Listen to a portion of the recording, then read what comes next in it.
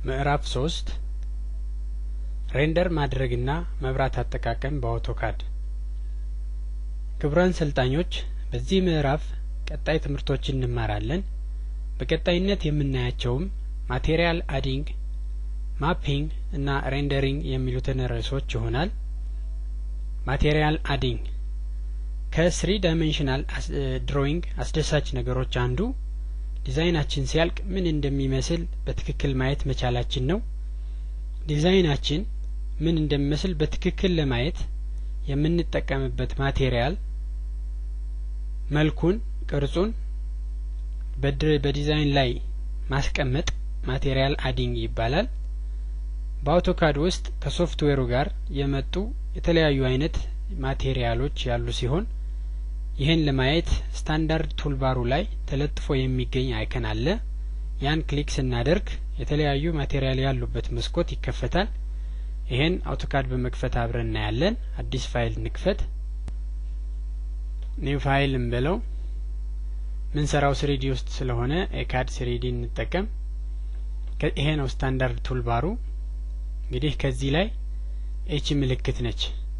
እቺ ቱል ፓሌትስ ዊንዶው የምትለው የማቴሪያልን ዝርዝር የያዘች ናት። እሷን ክሊክ ስናደርግ ይሄ ይከፈታል። ይሄ መስኮት የተለያዩ አይነት ማቴሪያሎች እንደምታዩት ይሄ የፊኒሺንግ የፍሎሪንግ፣ ይሄ የወል የፔይንት የምናምን፣ ይሄ ማቴሪያል ላይብረሪ የፈርኒሺንግ፣ የሜሰነሪ ይሄ ሜሰነሪ ነው፣ ስቶን ሜሰነሪ፣ የተለያየ አይነት ሜሰነሪ ጄኔራል ሜሰነሪ ታይፕ፣ የብሪክ ሜታል እና የመሳሰሉት እንዲሁም ሌሎችም እዚች ላይ ክሊክ ስናደርግ ተጨማሪ ማየት የምንፈልጋቸው የሳይት ወርክ፣ የተርማል ኤንድ ሞይስቸር፣ ውድስ ኤንድ ፕላስቲክስ የመሳሰሉት ማቴሪያሎችን አንድ ላይ ይዞ የሚገኝ የማቴሪያል ማጠራቀሚያ ነው ልንለው እንችላለን።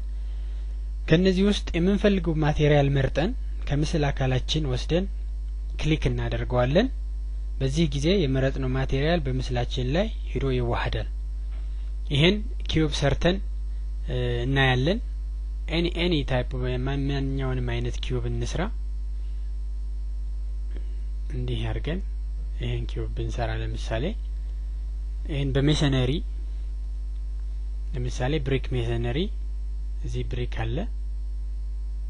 እሱን ክሊክ ስናደርግ የብሪክ ሜሰነሪ ታይፕ እዚህ ይከፈታል። ከዛ ምን ፈልገውን መርጠን ለምሳሌ ይሄን ነው የምንፈልግ ብንል ክሊክ አድርገን ስንወጣ የማውሳችን ቅርጿ እንደዚህ ትሆናለች። የማውሳችን ታይፕ ሳጥን 4 ማዕዘን ሳጥንና ቀለም መቀቢያ ብሩሽ ይዛ ትመጣለች። ማቴሪያላችን ይሄ ነው። ክሊክ አድርገን ኢንተርናልን ጨርሰናል ማለት ነው። እንደምታዩት የብሪክ ታይፕ ሆኖልናል ማቴሪያላችን ማለት ነው። ይሄ አሁን እንዳለ ሙሉውን ነው የቀባንለት። አሁን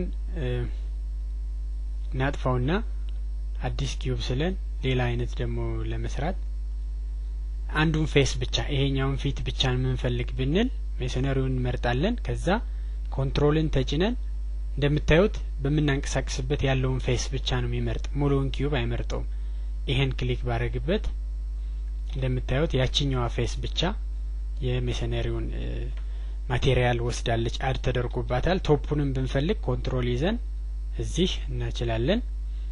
ይሄኛውን ሌላ አይነት ነው የምንፈልግ ካል ይሄን ኢንተር ብለን እንጨርስና የሌላ ማቴሪያል ለምሳሌ የስቶን ሜሰነሪ እናደርጋለን ብንል ይሄን ስቶን ነው ማድረግ የምንፈልግ። ኮንትሮል እንይዛለን፣ ፊት ለፊቱን ስቶን እናደርገዋለን፣ ኢንተር እንላለን። በዚህ መልኩ ማቴሪያል አዲንግ ማለት ይሄ ነው። በመቀጠል ማፒንግ የሚባለው እናያለን። ማፒንግ ማለት በአንድ የምስል አካል ላይ አድ ያደረግነው ማቴሪያል ስኬሉን እና የመሳሰሉትን የምናስተካክልበት ነው። አሁን በሰራነው ኪዩብ ላይ ይህን ማየት ይቻላል። ማፒንግ የተለያዩ አይነት ማፒንጎች አሉ። ይሄን እንዝጋውና ራይት ክሊክ አድርገን ማፒንግ የሚል የማፒንግ ቱልባር አለ። እቺ ናት። እሷን እናውጣት፣ እዚህ እናርጋት። እንደምታዩት ፕላናር ማፒንግ፣ ቦክስ ማፒንግ፣ ስፌሪካል ማፒንግ እና ሲሊንደሪካል ማፒንግ የሚባሉ የተለያዩ አይነት ማፒንጎች አሉ። ፕላናር፣ ቦክስ፣ ስፌሪካል እና ሲሊንደሪካል ቦክስ ማፒንግ ማለት ይሄን ቦክስ እንዳለ በሁሉም ዳይሜንሽን ያለውን ማቴሪያል ማፕ ማድረጊያ ነው፣ ስኬሉን መቀየሪያ ነው። ፕላናር ማለት ደግሞ በአንዱ ፊት ላይ ያለውን ብቻ የምናደርግበት ነው።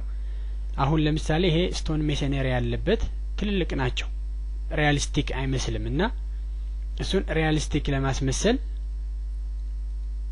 ሪያሊስቲክ የሆነ ማቴሪያል እንዲመስል ማፕ እናድርገው። ፕላናር ማፒንግ እንጠቀም። አሁን ይሄን ነው የምንፈልግ። ኮንትሮል ይዘን ይሄን ፊት ብቻ ክሊክ ስናደርግ የተለያዩ ግሪፖች ይመጣሉ።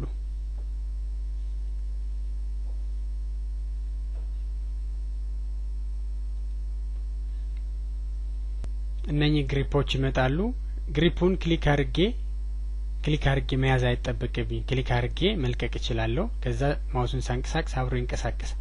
እንደምታዩት ወደ ውስጥ ባንቀሳቀስኩት ቁጥር የስኩዌሮቹ የሜሰነሪ ዩኒቶቹ ያነሱ ይሄዳሉ። እዚህ ላይ ባረጋው አሁን ትንንሽ ይሆናሉ። ይሄን ይዤ ባሰፋውት ቁጥር ደግሞ እየሰፉ ይሄዳሉ። እኔ እውነተኛ የሚመስል ይሄ ነው ብል ለምሳሌ በዚህ ደረጃ ስቶን ሜሰነሪው ይሁንልኝ ብዬ ኢንተር ብል እንደምታዩት አነስ ያሉ አድርጎልኛል። ይሄኛውንም የግድግዳው የብሪኩን ደግሞ ማፕ ላርገህ ብዬ አሁን እንዳረኩት ኮንትሮልን ተጭኜ ማፕ ካልኩ በኋላ ኮንትሮል ይሄን ፌስ ኢንተር ለዋለሁ። ግሪፖች ይመጣሉ። እነሱን ወደ ውስጥ ካረኳቸው የብሪኮቹ መጠን እያነሰ ይሄዳል። ግሪፑን ይዤ ወደ ላይ ያሰፋሁት በሄድኩ ቁጥር ደግሞ የግሪፖቹ መጠን እየተለቀ ይሄዳል። እንደምታዩት ከጨረስኩ በኋላ ኢንተር ለዋለሁ።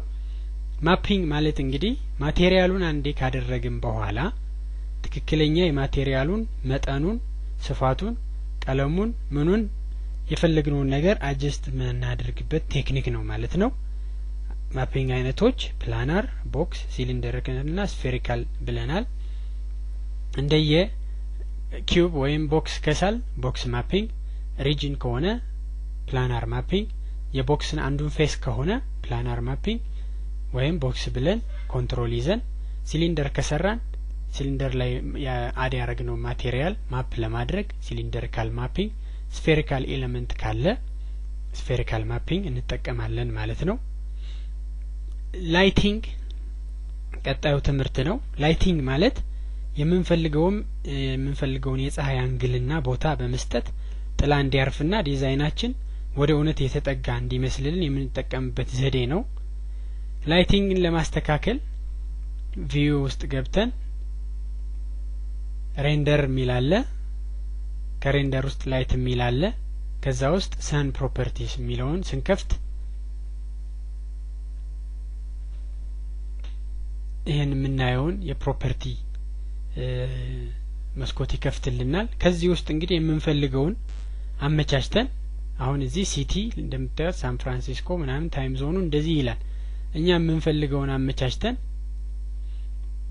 ያንግሉን አሁን ስታተስ ኦፍ ነው ያለ፣ እሱን ኦን እናደርገዋለን። ስለዚህ ላይቲንግ በራ።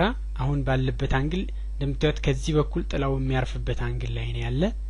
ሻዶውም ኦን ነው፣ ማጥፋትም እንችላለን። ሻዶው ማለት መሬት ላይ የዚህ ጥላ እንዲያርፍ ነው። ኦን እናርገው ሲያርፍ እንድናየው። የተለያዩ ስካይ ፕሮፐርቲስ ስካይ እናብራ። ስካይን ባክግራውንድ አርግልን እንበለው። ስካይ ባክግራውንድ ከጀርባ በኩል ያደርግልናል ማለት ነው። ከዛ የሆራይዘንን ያለውን የአድማሱን ከፍታ እንደዚህ የመሳሰሉትን ነገር እናረጋለን። ከዛ የሳን አንግል የፀሐይዋን አንግል ከዚህ ላይ እንሰጠዋለን። ጊዜው ሰዓቱን ቀኑን ከሰጠነው በዛ መሰረት ካልኩሌት አድርጎ ያስገባል ማለት ነው። የምንሰጠው ወቅት በጋ ከሆነ ጠንከር ያለ ፀሐይ፣ ክረምት ከሆነ ለስለስ ያለ ፀሐይ ይሰጠናል እንደ ምርጫችን። አሁን ባለውን ተውና በዚህ መሰረት እንዲሰራልን አድርገን ይሄን ኢንተር ብለን እንዘጋዋለን። አሁን ስራው ተሰርቷል። ይሄን የምናይበት የላይቲንጉን ኢፌክት የማቴሪያሉን ኢፌክት የምናይበት ሬንደሪንግ ይባላል። ሬንደሪንግ በጣም ፓወርፉል የሆነ ትዕዛዝ ነው። ኃይል ያለው ነው፣ ግን በጣም ሲምፕል ነው ደግሞ። ሁሉን ነገር አመቻችተን ከጨረስን በኋላ ሬንደር እንዲደረግልን ስንፈልግ ጀስት ሬንደር ብለን መጻፍ ይበቃል። ከኮማንዱ ላይ ሬንደር ኢንተር ብንለው ሬንደር ያረጋል። ከዚህም ሬንደር ቱልባር አለ እሱን አውጥተን ሬንደር ይሄ ሬንደር ነው እሱን ሬንደር አድርግልን ስንለው ሌላ መስኮት ይከፈታል። ያ ቤቱ ሲሰራና ሲያልቅ የተጠቀምነው አሁን የኛ ኪዩብ ነው ቤት አይደለም ምን እንደሚመስል ያሳየናል ማለት ነው። በኪቦርድ እንደተባባልነው ሬንደር ብለን መጻፍ ይበቃል። ሬንደሪንግ ማለት እንግዲህ ይሄ ነው።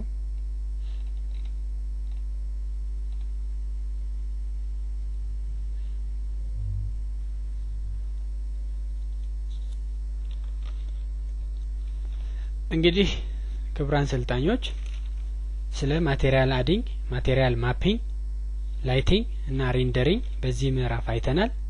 በዚህ ምዕራፍ መጨረሻ ላይ የተሰጡ ተጨማሪ መልመጃዎችና የሙከራ ጥያቄዎችን እንድትሰሩ በማሳሰብ የዚህ ምዕራፍ ትምህርት በዚህ ይጨርሳለሁ።